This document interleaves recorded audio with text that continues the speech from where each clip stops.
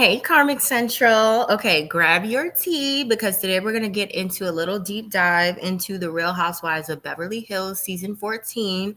Now, I know you're saying, okay, we're about to be filming season 15, but your girl was a little late. I had to binge watch and catch up. I think I was like 4 seasons behind. And let's just get into the best moments, the messiest dramas, the shifts, the alliances, the new faces. Then let's peek into what we have going on for season 15. And yes, Rachel Zoe is joining the cast. So we're about to have a lot of fashion meets chaos in the hills. All right. So let's go. Um, let's get into the introduction. For those who missed Real Housewives of Beverly Hills season 14, the core cast that returned, we had, of course, Kyle, Erica, Dorit, Garcelle, and Sutton. Then the new additions were Bazoma Bose. I can't really say her full name. I'm just like her name, Bose. She joined as a full-time housewife.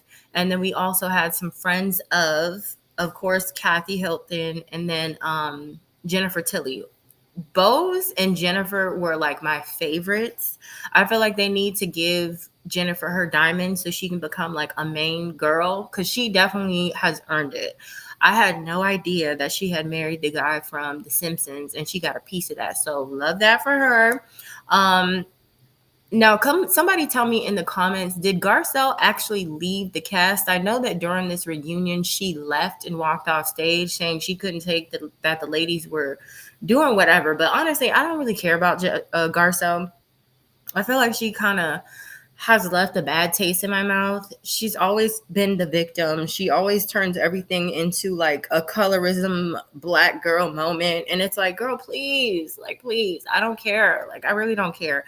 You know what you signed up for. You know that these women are mostly white. They're in their little bubbles. Either step up to the plate or carve out your little moment. My biggest issue with Garcelle is that when there were other women of color in that group, she never really gravitated towards them. She could have had an opportunity with the remember the Asian girl at one point. They've had Cherie, Will Smith's ex-wife. She was supposed to make that a moment. She kind of like, I don't say she played her to the side, but she wasn't as, close as her and had moments with her as much as I would want. She was too up Sutton's ass. But anyway, let's move on to the biggest drama, okay? Because Kyle and Mauricio, they have their little separation slash divorce thing kind of energy going on. This season kind of spotlighted their whole unraveling relationship.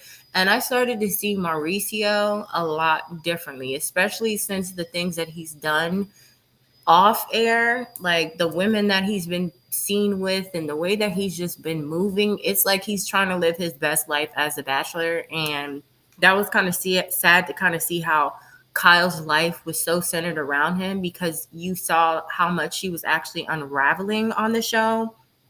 Then, of course, we had Erica Jane. She was still having to deal with a lot of the legal and public scrutiny that she had been getting.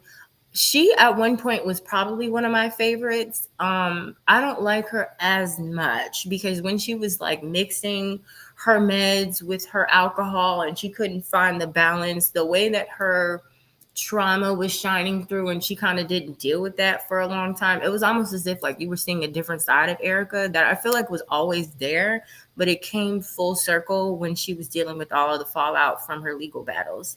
Then, of course, we had Dorit and PK, the tensions that were there and brewing, their privacy, the secrets, the allegations kind of always hovered into the business. And I felt like this is where I felt bad for Dorit. I didn't always like Dorit either. I liked her for her style, but as far as like a personality, I felt like she kind of was just ick to me. So this season, I think I felt bad for her because the more I saw her unravel, the more I felt sorry for her. Sutton's positioning and some of the alliances that she created, she played both sides a lot of the time. It's like sometimes she tried to mediate, but then also times she just tried to protect her own interests. So, she's kind of hit or miss. But of course, she's like one of the rich girls. So, I really like the rich girls. Okay, call me shallow. I don't care. Bose though, she didn't always mesh, but she brought a strong voice, which I appreciated. This franchise, she was like the voice of reasoning a lot of times, and she found ways to bring the ladies together while still like maintaining her own sense of self. But she, like she would call you out if necessary while still defending her friends, whoever they may be at the time. I think she got really close with Dorit. I don't really remember her getting super close with anybody else, but she still maintained, a level head with the other ladies. Now, Kathy really started to show her ass. I think it was between like season 13 and 14 that I realized how crazy she actually is. I always used to look at Kyle as being like the level-headed, grounded sister. And then we already knew what Kim was dealing with in the background, her alcoholism or whatever else she was involved with. She was kind of unhinged, but Kathy really took the cake. And now it makes total sense to me why Kyle like created that show based around her mother. Like her mother was crazy, Kim's crazy, Kathy's crazy, and now Kyle's crazy. Um, there were a lot of emotional breakdowns.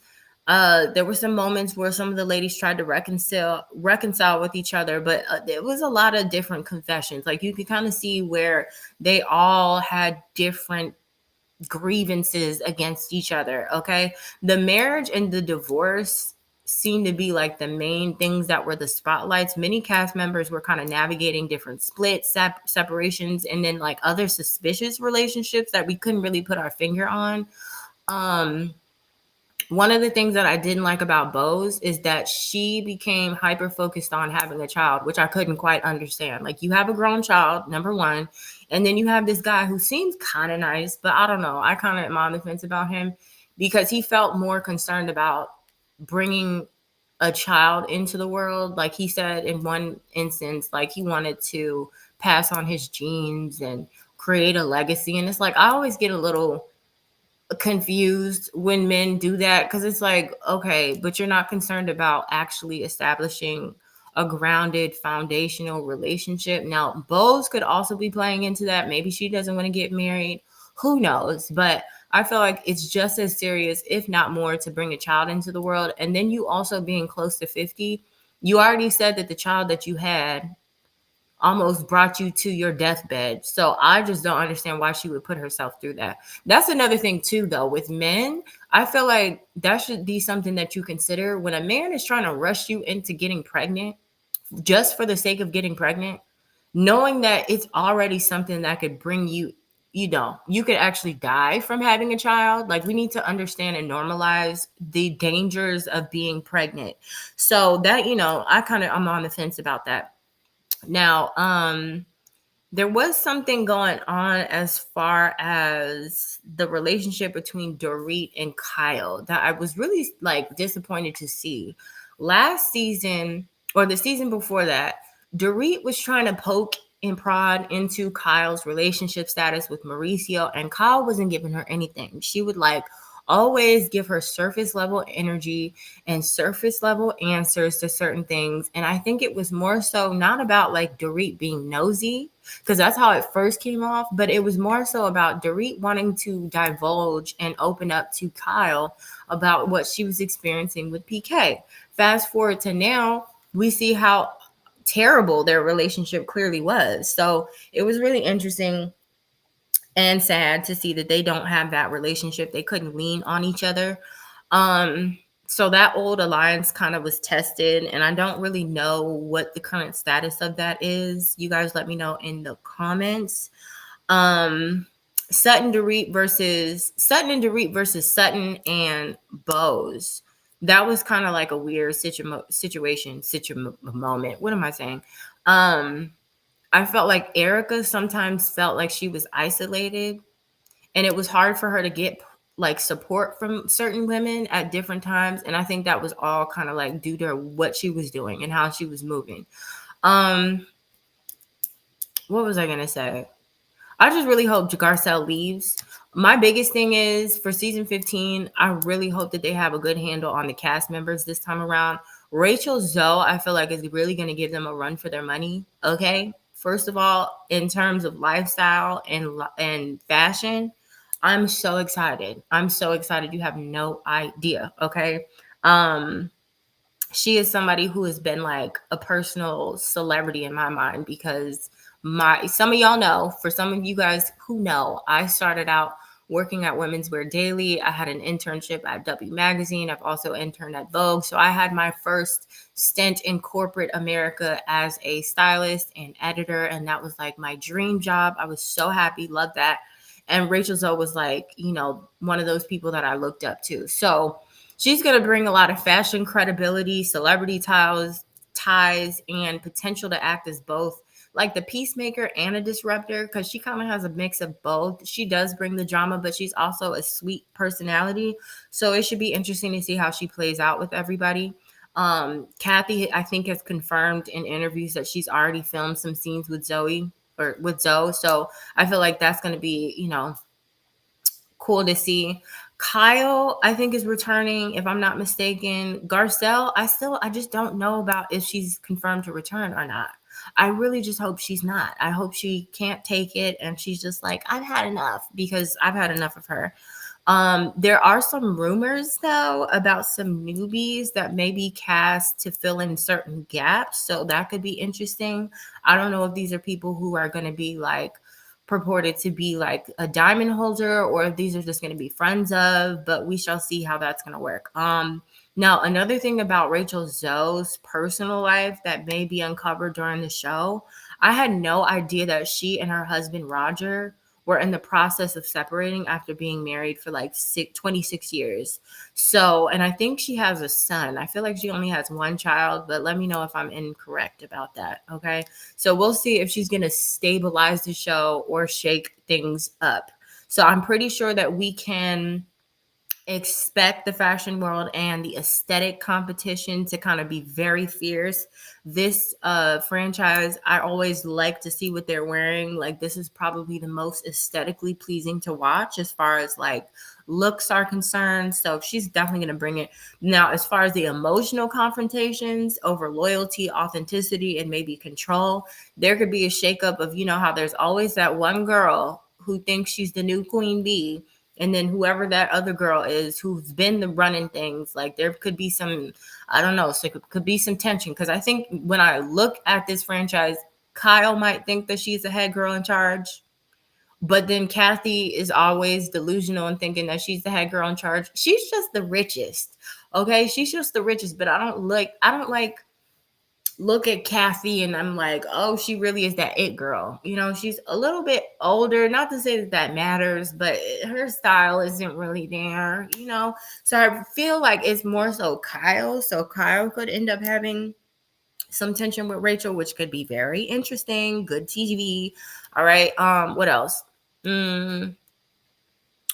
I just want to see who can carry their weight, both emotionally and socially, because everybody who's on this franchise right now, I don't know, there's just too many things that could go wrong.